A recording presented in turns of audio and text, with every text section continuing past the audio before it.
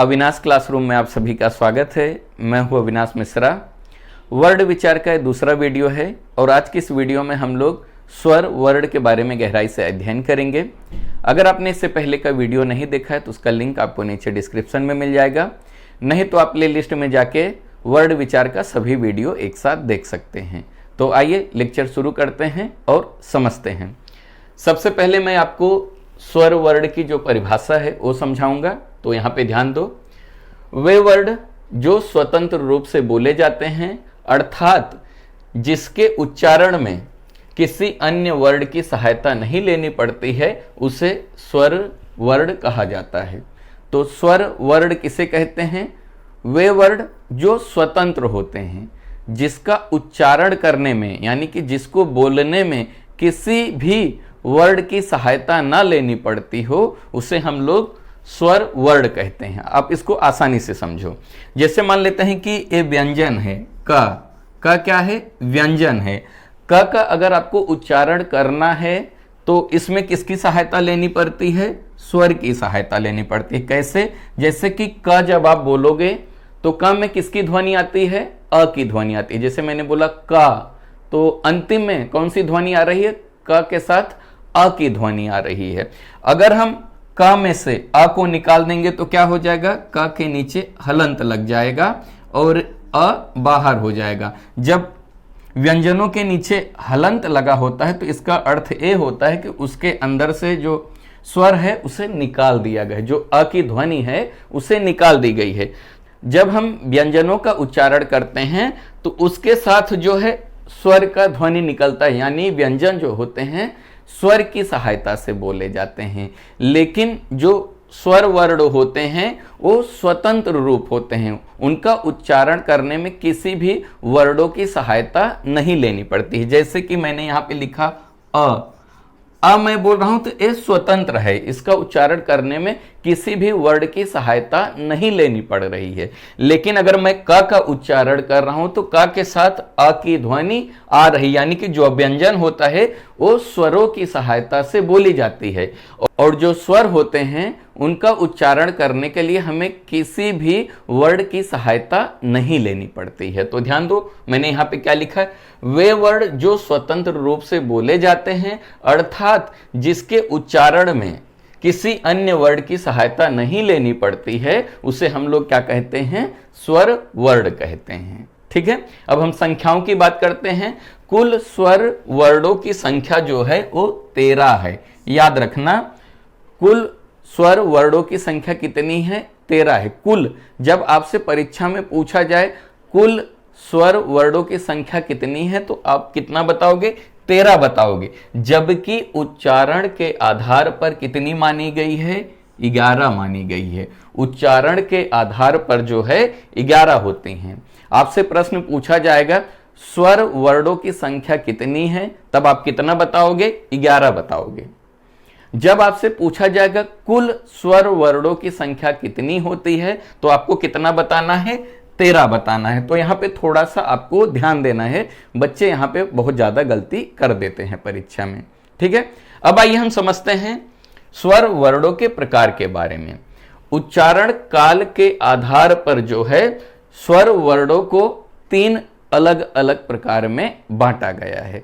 तो जो पहला है उसे हम लोग क्या कहते हैं? उसे हम लोग ह्रस्व स्वर या मूल स्वर कहते हैं। पहला प्रकार क्या है? ह्रस्व स्वर या मूल स्वर कहते हैं। अब इसकी परिभाषा आप कैसे लिखोगे? वे स्वर जिनका उच्चारण करने में कम से कम समय लगता हो उसे हम लोग क्या कहते हैं? ह्रस्व स्वर कहते हैं या मूल स्वर कहते हैं। मूल स्वरों की संख्या कितनी होती है? 4 होती है। वो कौन कौन से हैं? अ, ई, उ और री। तो देख रहे हो, उच्चारण काल के आधार पर इन्हें विभाजित किया गया है। तो ह्रस्व स्वर या मूल स्वर किसे कहते हैं? जिनका उच्चारण करने में कम से कम समय लगता हो। तो अगर आप इनका उच्चारण करोगे तो बहुत ही कम समय लगता है, जल्दी से बोल दिया जाता है। तो इसीलिए इसे हम लोग क्या कहते हैं? ह्रस्व स्वर कहते हैं या तो मूल स्वर भी कहते हैं। इनकी संख्या 4 होती है। समझ में आ गया। और इसे लघु स्वर भी कहा जाता है। जब आप छंद पढ़ोगे तो वहां पे ये महत्वपूर्ण हो जाता है। ह्रस्व स्वर को दूसरे नाम से जाना जाता है मूल स्वर, और इसे लघु स्वर भी कहते हैं, और एक मात्रिक स्वर भी कहा जाता है। जब हम छंद पढ़ते हैं तो वहां पे इसकी गणना एक मात्रा में करते हैं, तो इसे याद रखना, एक मात्रिक स्वर भी कहा जाता है। तो इनकी कुल संख्या कितनी है? इनकी कुल संख्या जो है 4 है। वो कौन कौन से हैं? अ, ई, उ और री। समझ में आ गया। अब दूसरा देखो, दूसरा जो प्रकार है वो है दीर्घ स्वर। दीर्घ स्वर की आप परिभाषा कैसे लिखोगे? वे स्वर जिनका उच्चारण करने में ह्रस्व स्वर से 2 गुना समय लगता है। वे स्वर जिनका उच्चारण करने में ह्रस्व स्वर या मूल स्वर से 2 गुना ज्यादा समय लगता है, उसे हम लोग क्या कहते हैं? उसे हम लोग दीर्घ स्वर कहते हैं। तो इसमें जो है ज्यादा समय लगता है इनके उच्चारण में। कैसे? देखो, मैंने इसका उच्चारण किया तो इसको जल्दी से बोला अ, और इसका उच्चारण करूंगा तो आ बोलूंगा, यानी कि इसका उच्चारण करने में 2 गुना समय लग रहा है। तो दीर्घ स्वर का परिभाषा आप क्या लिखोगे? वे स्वर जिनका उच्चारण करने में ह्रस्व स्वर से 2 गुना ज्यादा समय लगता है। समझ में आ गया। ठीक है। तो इनकी कुल संख्या कितनी है? इनकी कुल संख्या है 7। समझ में आ गया। दीर्घ स्वरों की कुल संख्या कितनी है? 7 है। वो कौन कौन से हैं? आ, ई, उ, ए, ऐ, ओ, औ। समझ में आ गया। इसे हम लोग द्विमात्रिक स्वर भी कहते हैं। द्विमात्रिक कहां पे आपको काम आएगा? जब आप छंद पढ़ोगे तो मात्राओं की गणना करनी पड़ती है। तो जो दीर्घ स्वर होते हैं उसे हम लोग क्या कहते हैं? द्विमात्रिक स्वर भी कहते हैं। याद रखना, जब आपको मैं छंद पढ़ाऊंगा तो वहां पे आपको काम आएगा। और दीर्घ स्वर के अंतर्गत जो है संयुक्त स्वर भी होते हैं। दीर्घ स्वर के अंतर्गत जो है संयुक्त स्वर भी होते हैं। तो संयुक्त स्वरों की संख्या कितनी है? 4 है। कौन कौन सी? ए, ऐ, ओ, औ। ये क्या है हमारे? ये संयुक्त हैं। संयुक्त क्यों है? तो आप यहां पे ध्यान दो। अ जो है, अ और अ से मिलके आ बना है। ई और ई से मिलके ई बना है। उ और उ से मिलकर उ बना है। समझ में आ गया। तो ये 3 अलग हो गए।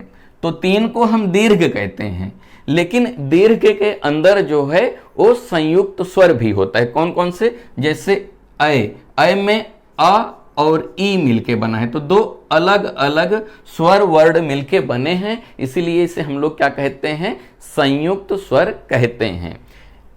ए के बाद ऐ देखोगे तो अ और ए मिलके बना है। ओ जो है आ और उ से मिलकर बना है। औ जो है आ और ओ से मिलके बना है। तो ये जो चारों हैं इसे हम लोग क्या कहते हैं? इसे हम लोग संयुक्त स्वर कहते हैं। समझ में आ गए। ये सब दीर्घ ही हैं, लेकिन दीर्घ के अंतर्गत फिर से इसे बांटा गया है।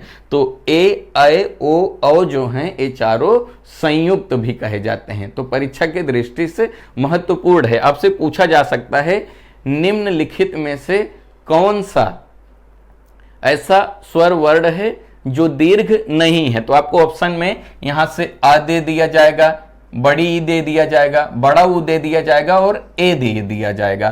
तो आप सोचोगे कि ये चारों जो हैं सब दीर्घ ही हैं, लेकिन आपको ध्यान में रखना है कि जो ए है ये दीर्घ के साथ साथ क्या है? संयुक्त है। तो इसीलिए आपका सही आंसर क्या हो जाएगा? ए हो जाएगा, क्योंकि ए क्या है? दीर्घ है, दीर्घ के साथ संयुक्त भी है। समझ में आ गया। अब आगे ध्यान दो। उसके बाद आता है प्लुत स्वर। मैंने इसे संयुक्त को तीसरे नंबर पे लगा दिया। चौथा क्या है? प्लुत स्वर। प्लुत स्वर क्या होता है?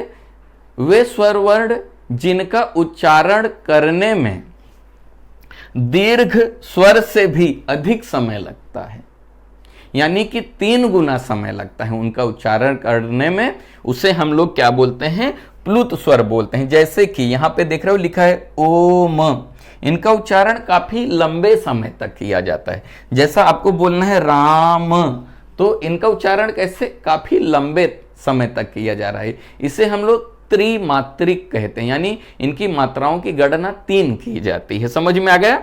तो इनका जो चिन्ह होता है वो 3 से लिखा जाता है। हिंदी का जो 3 होता है कुछ इस प्रकार लिखा जाता है। तो कहीं कहीं पे इसका जो अंग्रेजी का S होता है उसके हिसाब से लिखा जाता है। समझ में आ गया? तो इसे हम लोग क्या कहते हैं? प्लुत स्वर कहते हैं।